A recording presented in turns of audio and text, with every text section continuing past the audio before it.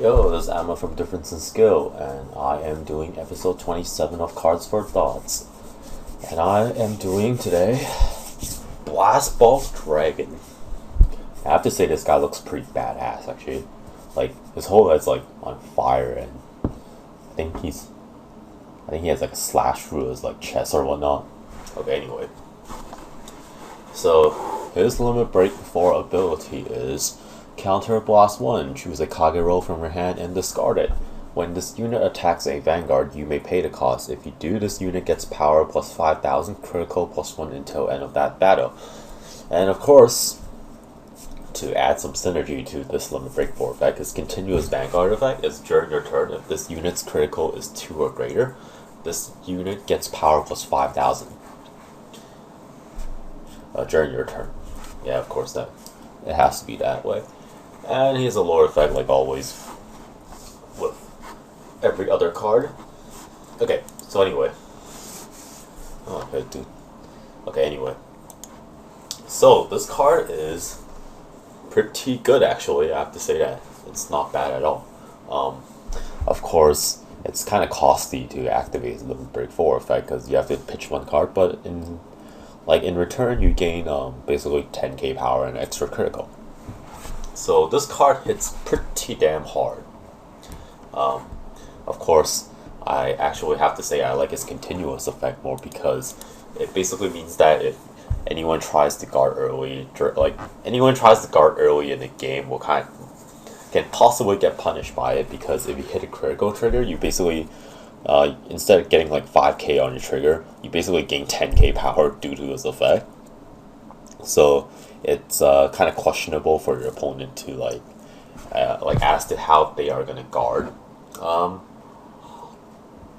Now this is actually quite it's actually pretty it's quite a large pressure, to be really honest, because let's say if you rush your opponent to 4 damage early and they have this card on the field, you really don't know what amount you actually want to guard against this card sometimes, because if they hit a critical, you're basically done, right? Of course, in that sense, you might as well not guard if you can't guard, because it really just means that if they hit a critical, you lose no matter what, so it's not really a big deal anymore. But yeah, it puts a lot of guarding pressure especially if they want to survive, because they basically have to guard an additional 5k.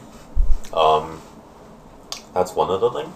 The other thing that I kind of like about this card is that if you don't want to expend the cost in the hand, because you're kind of afraid that you might not have enough hand size to use to help you survive, you can actually just choose not to discard the card and then just attack blindly, because for the most part your opponent would be quite confused as to how much they should be guarding as well, because they can try to do the bare minimum 15k, because let's say this hits for anything below 21, guarding 15 might not be enough, especially because if you hit a critical trigger, it is a 10k trigger. So that's actually pretty trolling in that kind of sense. You can actually play mind games with your opponent, but of course, if your opponent is actually just conscious about it, or they're not really they're not really fooled by it, then obviously they would just basically block normally or block the correct amount, because they have to just anticipate that this will hit an additional 5k earlier or larger. I think for the most part, it's actually quite a good effect, because your opponent doesn't know if you're gonna hit a critical trigger or not. Meanwhile, you don't even know if you're gonna hit a critical trigger or not. But the point is that they have to expend a bit more hand, while you don't have to expend hand. Of course, you could expend hand and give yourself the additional 5,000 power, but assuming that you don't, it's still pretty good, because it's still the whole effect of getting the additional 5k power because you have an extra critical really kind of puts the pressure there, because it's you're hitting a bit higher when you're not. And let's say if you don't, you kind of win anyway, because your opponent just expended a bit more hand to block for an attack that's not necessarily higher. So I think that's actually a pretty good thing about this card.